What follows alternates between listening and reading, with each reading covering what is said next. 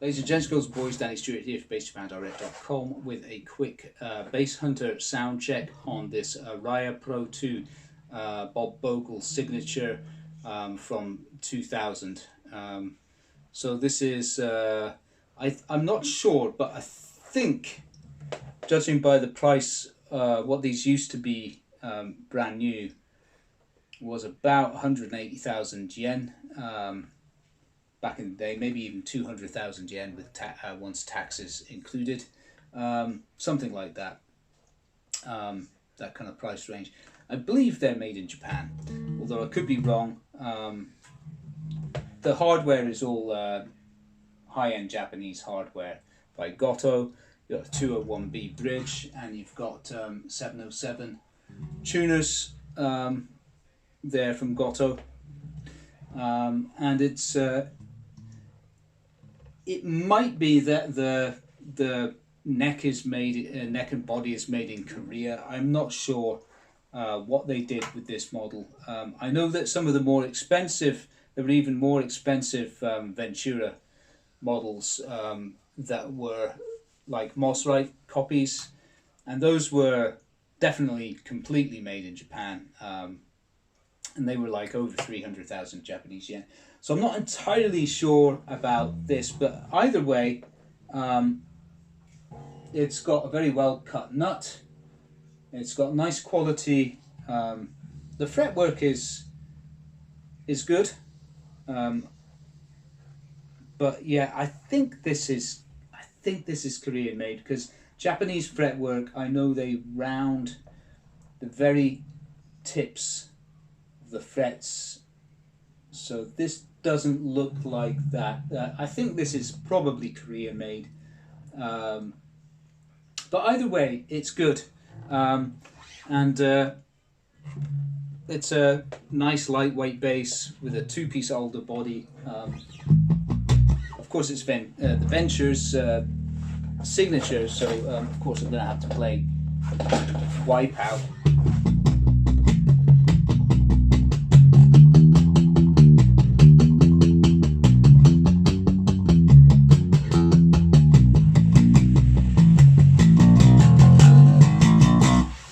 But as you can hear, it's quite a nice balanced sound there, with both pickups dialed up. These pickups are Seymour Duncans, by the way, so good quality pickups, and they're 60s spacing. Sounds good even for slap.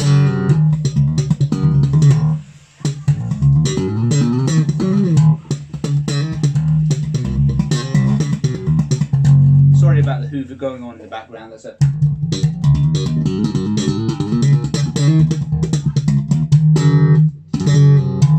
But yeah, it sounds very nice, just as a regular jazz bass. It's got a really good sound. Rear pickup, toned down,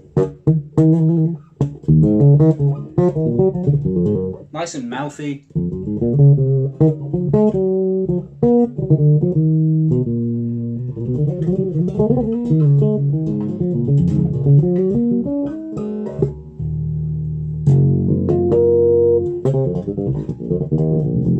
Yeah, it's nice and mouthy, isn't it? Even though it's in a 60s position, it's got a pretty nice sort of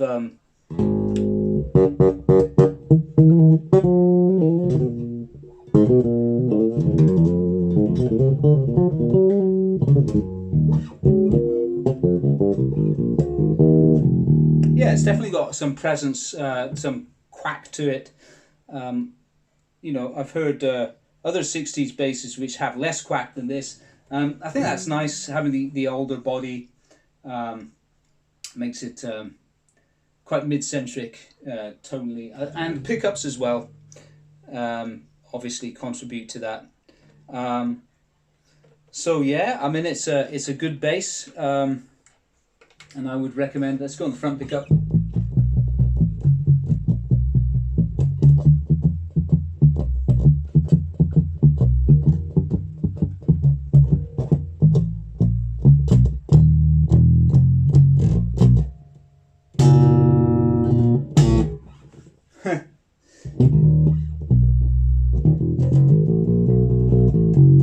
that's the front pickup.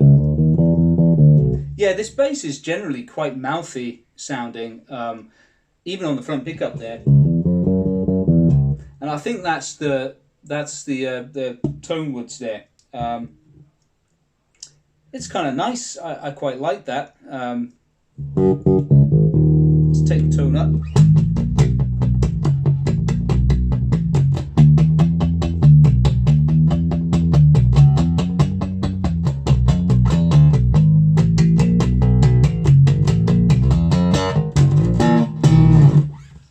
Yeah. So yeah, it's a very nice bass actually. You know,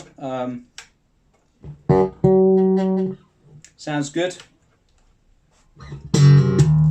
It's got a great balance tone.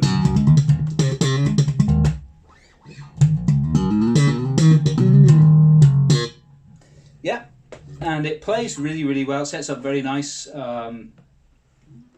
This is at 1.5 millimeters at 12th fret with nominal relief. It will go lower than that. Like I said, the nut is cut extremely well. So you know, my guess is that the woodwork is probably done in Korea, and then the nut and everything is cut and installed in Japan, and maybe you know, they do fret leveling and whatnot, and final adjustments and setup and assembly here in Japan. I would think so, because all of the hardware is Japanese and it's very high quality. So yeah, I mean, it's a good bass. You think about other Japanese brands that do the same thing, like you know, Lackland Skyline line, for example. They're very good basses. They sound great. They play great. But the woodwork is done in Korea and the assembly is done in Japan. Similar. And then also, what else do we have? Oh, I get ESP Edwards again, same thing. So you know, and then Bacchus, of course, has its series which are made in the Philippines and then assembled here and set up in Japan and stuff. So you know, a lot of makers do that just to make something that's mid-market. So makes it a little bit more affordable for the consumer. They get the assurance that it's had you know, tight quality control in setup and everything, that makes sure everything's working properly, doesn't come out to you with uneven frets and all that sort of stuff, or the intonations out or something like that, you know.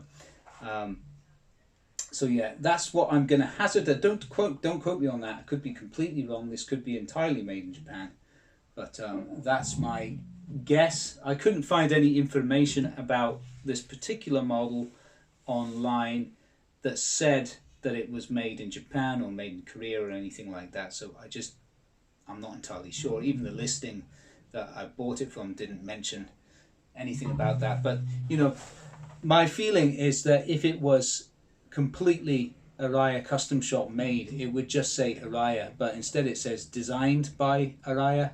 So you know, that's usually a dead giveaway. It's like you know, ESP does the same thing. You know, what else does Ken Smith does it? Ken Smith Design, for example. They're not made in the US, or they're not made in Japan, like the burners or that sort of thing. So that's just my guess, but don't quote me on it. Anyway, nice bass. If any of you guys are interested in getting something similar, do feel free to use my Bass Hunter service as linked below. And yep, I'll see you again in the next video, whatever that might be of. I've got quite a few things coming up, some funky junk and rescue bass have just completed. Got a couple of them to show you over the next few days. So do touch base again and check my channel. All right, if you haven't subscribed yet, please do so. And if you like the video, if you find my videos useful, informative in any way, do give them a thumbs up. as it really helps in the algorithm. So, all right, guys, I'll stop waffling and I'll leave you to it. Have a great Thanksgiving, by the way. It is, I believe in America, it's Thanksgiving now because we're ahead in Japan here by a good 15 hours or even more than that, actually, depending on which coast you're on. Yeah, take care for now. Bye.